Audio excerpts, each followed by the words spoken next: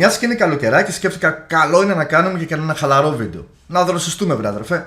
Οπότε αυτό το βίντεο περιέχει αρκετές χρήσιμες πληροφορίες όπως πάντα, αλλά και λίγο περισσότερο κακόγουστο αστείο σαν αυτά που σας έχουμε συνηθίσει.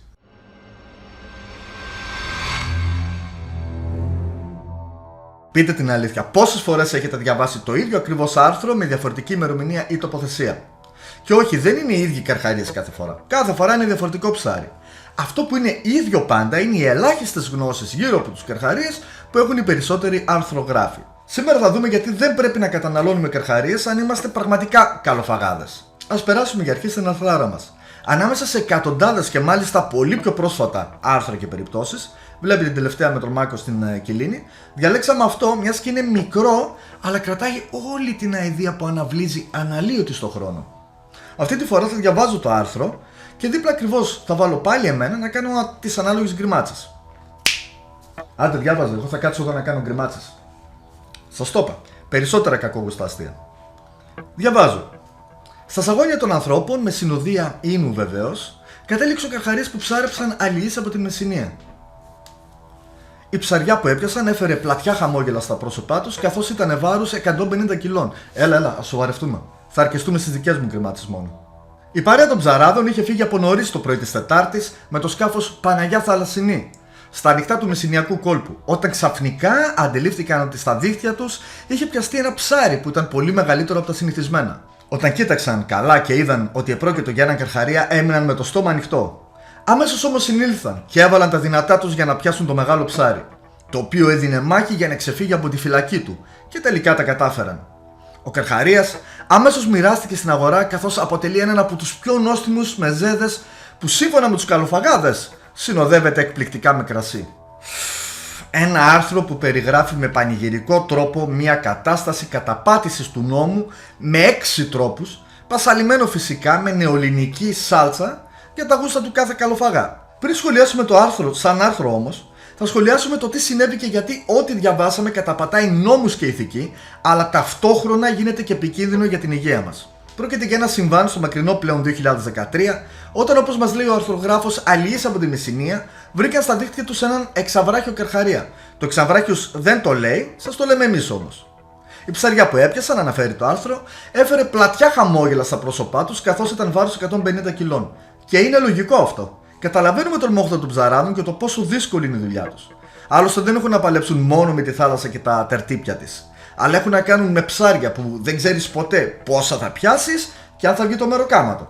Για τους κακουήθες που θα πούνε ναι, αλλά είναι ένα επάγγελμα που το διάλεξαν οι ίδιοι, Σάκη. Έτσι κι αλλιώς κανένα επάγγελμα δεν είναι εύκολο.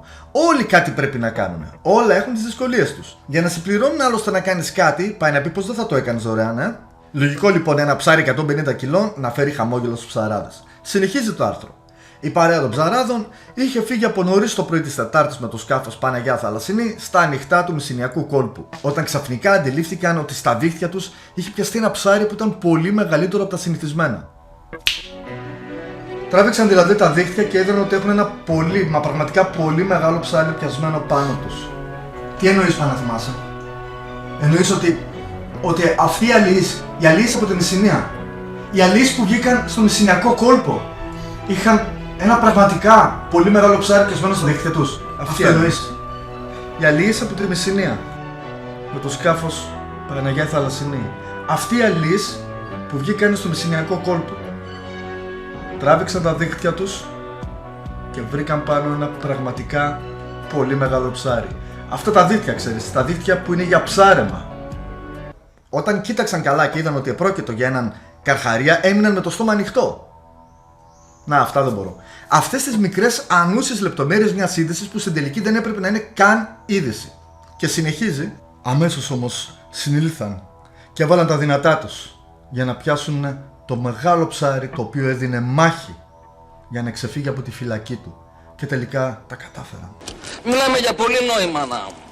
Με λίγα λόγια, έφεραν πάνω στο σκάφος τους έναν ζωντανό εξαβράχιο καρχαρία 150 κιλών. Και είναι παράνομη. Η προστασία των καρχαριών και σαλαχιών στηρίζεται σε μια σειρά νομοθετημάτων, διεθνών συμφωνιών κλπ. Τόσο από τη χώρα μας όσο και από τους ευρωπαϊκούς κανονισμούς. Σε εθνικό επίπεδο, σημαντικότερη νομοθεσία είναι το Προεδρικό Διάταγμα 67/1981 περί προστασίας της αυτοφυούς χλωρίδας και άγριας πανίδας, σύμφωνα με την οποία 4 είδη καρχαριών και σαλαχιών, εξαβράχιος, επταβράχιος, μουδιάστρα και διαβολόψαρο, έχουν χαρακτηριστεί ως προστατευόμενα και ρητά απαγορεύεται αυστηρά ο φόνος, η απόπειρα φόνου, η κακοποίηση, ο τραυματισμός, η πρόκληση βλάβης, η κατοχή, η σύλληψη, η ταερίχευση, η αγορά, η πώληση, η μετακίνηση και η εξαγωγή τους. Ενώ οι συμβάσεις της Βαρκελόνης για την προστασία της Μεσογείου θάλασσας και της Βέρνης για τη διατήρηση της άγριας ζωής και του φυσικού περιβάλλοντος της Ευρώπης περιλαμβάνουν στα παραρτήματά τους αρκετά είδη καρχαριών και σαλαχιών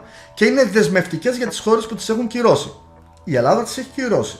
Καταλάβατε τι λέει ο νόμος? Πίσω στο άρθρο μας τώρα. Δεν είναι ότι δεν τον ελευθέρωσαν όσο ήταν ζωντανός. Τον φόρτωσαν στο σκάφος, τον άφησαν να πεθάνει και τον μετέφεραν με το σκάφος. Μέχρι τώρα 3 τρόποι καταπάτησης του νόμου της προστασίας του συγκεκριμένου καρχαρία. Ρε εσείς παλικάρια όλα καλά. Τόσα χρόνια στη θάλασσα δεν μπορείτε να διακρίνετε τι έχετε στα δίχτυα σας? Γιατί αν ξέρατε τι πιάσατε και δεν το αφήσετε να φύγει, έχετε ποινικές ευθύνες βάσει νομοθεσιών τόσο της Ελλάδος όσο και της Ευρωπαϊκής Ένωσης. Αν δεν ξέρατε όμως τι πιάσατε, τι ψαράδες είστε ρε φίλε? Και συνεχίζει το άρθρο. Ο καρχαρίας αμέσως μοιράστηκε στην αγορά, καθώς αποτελεί έναν από τους πιο νόστιμους μεζέδες που σύμφωνα με καλοφαγάδες συνοδεύεται εκπληκτικά με κρασί. Τον εκφόρτωσαν, εν συνέχεια τον εξέθεσαν ως τρόπαιο και τέλος τον πούλησαν στην αγορά προς κατανάλωση. Άλλες 3 περιπτώσεις καταπάτησης του νόμου. Σύνολο 6 όλοι μαζί. Μην είναι και παραπάνω. Και δεν θα κολλήσω στο αποτελεί έναν από τους πιο νόστιμους μεζέδες, μιας και γούστα είναι αυτά. Η Μίγα για παράδειγμα θεωρεί νόστιμο μεζέ τα σκατά. Αλλά εσείς δεν είναι ότι είναι απλά προστατευόμενο και είστε παράνομοι. Αλλά είναι ένα ζώο που στην κυριολεξία βρωμάει αμμονία από την ουρία που είναι συσσωρευμένη στο κρέας του. Πόσοι καλοφαγάδες μπορούν να το φάνε? Και πόσο καλοφαγάς είσαι αν τρως κάτι τέτοιο? Α, και ναι, μην ξεχνάμε και το κρασί, μιας και κυριλίκι και χαϊλίκι χωρίς ένα καλό γαλλικό κρασί δεν παίζει. Πέρα του συμβάντος, αυτό που με εξοργίζει περισσότερο σε τέτοια άρθρα είναι αυτή η ανάλαφρη άβρα της κουλτούρας μας. Όλα με λίγο κρασάκι μωρέ και δεν βαριέσαι. Και αφού φεύγουμε από τα νομικά, πάμε να δούμε τι κατανάλωσαν οι καλοφαγάδες. Ένα κρέας που βρωμάει αμμονία. Ξεκάθαρα. Και αυτό οφείλεται στο ότι οι καρχαρίες έχουν στο αίμα τους υψηλά ποσοστά ουρείας, η οποία με το θάνατο του ζώου μετατρέπεται σε αμμονία, που κάνει σχεδόν αδύνατη τη βρώση του κρέατος. Επίσης, τα τελευταία χρόνια, με τη ρύπαση των θάλασσων, το κρέας των μεγάλων καρχαριών σε αρκετές περιοχές έχει χαρακτηριστεί ακατάλληλο προς βρώση, καθώς με τα χρόνια έχει αποθηκεύσει μεγάλα ποσοστά βαρέων μετάλλων, όπως αποδεικνύουν και συχνές μελέτες προϊόντων γαλαίου και γαλάζιων καρχαριών, με την εμπορική ονομασία βέβαια φιλέτο γλάφκου. Ναι, ο γλαυκός είναι ο γαλάζιος καρχαρίας. Αυτά που βλέπετε σε φιλέτα να πουλάνε στο σούπερ μάρκετ και κυρίως στα Lidl, γαλάζιοι καρχαρίες είναι. Λοιπόν, οι καρχαρίες συσσωρεύουν τοξίνες στους ιστούς τους χάρη στις διαδικασίες γνωστές ως βιοσυσσόρευση και βιομεγέθυνση. Η βιοσυσσόρευση τοξινών συμβαίνει όταν ένα ζώο εκτίθεται σε πολύ μικρά επίπεδα τοξίνης για μεγάλη χρονική περίοδο. Δηλαδή, κάθε μέρα και από λίγο. Καθώς οι καρχαρίες ζουν πολύ, μπορούν να εκτεθούν σε τοξίνες του περιβάλλοντος για πολλά χρόνια. Βιοσυσσόρευση συμβαίνει επίσης και στα μικροσκοπικά ζώα στο κάτω μέρος της τροφικής αλυσίδας, όπως τα πλακτών. Καθώς τα μεγαλύτερα ζώα καταναλώνουν τεράστια ποσότητα από αυτούς τους μικροοργανισμούς, αυτές οι τοξίνες στη συνέχεια συγκεντρώνονται στους ιστούς τους. Το μεγαλύτερο αρπακτικό που τρώει στη συνέχεια αυτό το ζώο μεγεθύνει ακόμα περισσότερο τα επίπεδα τοξινών και ούτω καθεξής στην τροφική αλυσίδα.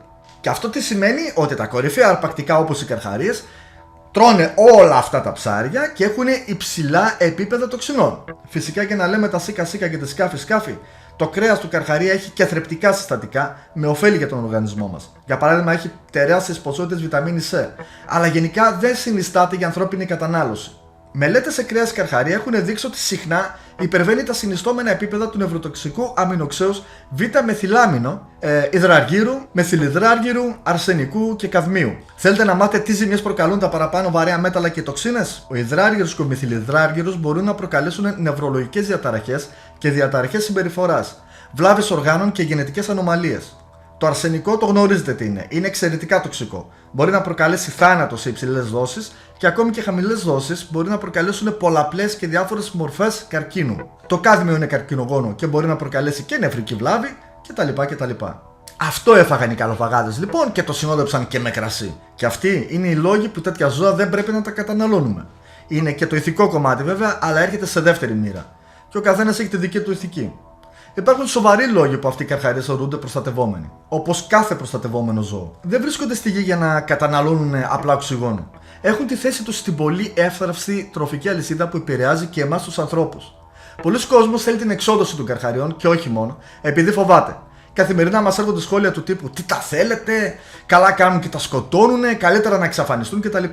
Πολλά δεν τα περνάμε βέβαια, αλλά μερικά τα αφήνουμε για να τα διαβάζετε ώστε να δείτε τι ιστερία και πόσες φοβίες έχει ο άνθρωπος γενικότερα. Τα ίδια λένε και για τις οχές και για τα φίδια γενικότερα, τα ίδια και για κάθε πλάσμα που δεν μπορούν να χαϊδέψουν.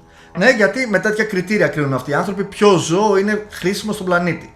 Με το αν μπορούν να το χαϊδέψουν ή όχι. Δεν βλέπουν πέρα από το τομάρι τους τίποτα άλλο. Αυτή είναι η αλήθεια. Πάμε όμως στη δική μας παρέα, εδώ σε εσάς. Στην παρέα μας λοιπόν έχουμε και επαγγελματίες που ασχολούνται με τη θάλασσα, όπως ψαράδες. Αλλά και απλούς πολίτες που ενδιαφέρονται για τη θάλασσα και ό,τι ζει εκεί μέσα. Κυρίως όμως για τους καρχαρίες, μην γελιόμαστε, γι' αυτό είστε εδώ. Επειδή λοιπόν κάποιος ρώτησε στα σχόλια στο τελευταίο μας βίντεο τι μπορούμε να κάνουμε εμείς, σαν πολίτες, για την προστασία των καρχαριών, παίρνω την ευκαιρία να σας ενημερώσω. Κανονικά υπάρχουν οργανώσεις που θα μπορούσατε για παράδειγμα να συνεισφέρετε οικονομικά. Αλλά μην γελιόμαστε, η καιρή είναι δύσκολη.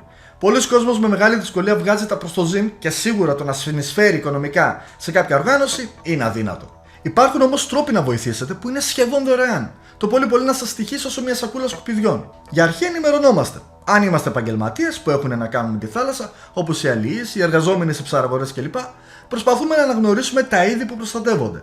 Σε τέτοια περίπτωση οι αλληλείς ενημερώνουν το λιμενικό. Έπιασες έναν καρχαρία που προστατεύεται, ενημερώνεις το λιμενικό, δεν τρέχει κάτι.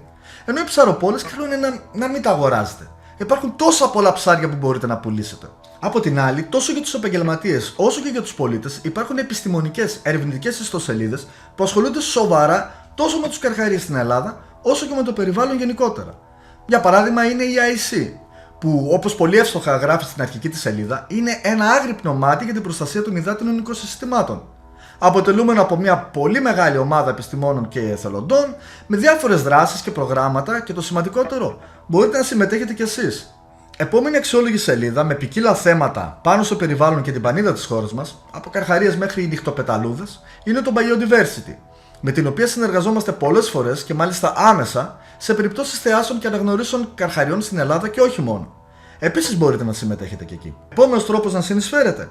Μαζευόμαστε μια καλή παρέα και καθαρίζουμε τα σκουπίδια από κάποια παραλία. Παίρνουμε και τα καφεδάκια μαζί μας, βολτάρουμε και συζητάμε για οτιδήποτε μας κάνει κέφι. Και ταυτόχρονα κρατάμε καθαρό το περιβάλλον. Μην αφήνοντας τα σκουπίδια να καταλήξουν στη θάλασσα και εν συνεχεία να δημιουργήσουν ένα τοξικό και επικίνδυνο περιβάλλον για τα ψάρια και τα ζώα που ζουν εκεί. Και φυσικά με σοβαρά επακολούθα και για τη δική μας υγεία. Βγάλτε και μια αναμνηστική φωτογραφία και στείλτε την στο inbox μας στο Facebook ή στο Instagram, γράφοντας το όνομα της παραλίας που ήσασταν και εμείς θα τη δημοσιεύουμε στο τέλος κάθε βίντεο. Να λοιπόν μερικές καλές, ευχάριστες και πάνω απ' όλα ουσιώδες κινήσεις που μπορείτε να κάνετε ώστε να προσφέρετε κι εσείς. Αυτά για σήμερα. Στα social θα μας βρείτε εδώ. Η μπλούζα είναι Winder για όσους ρωτήσουν. Κάντε κανένα like, κάντε και κανένα subscribe. Τα λέμε.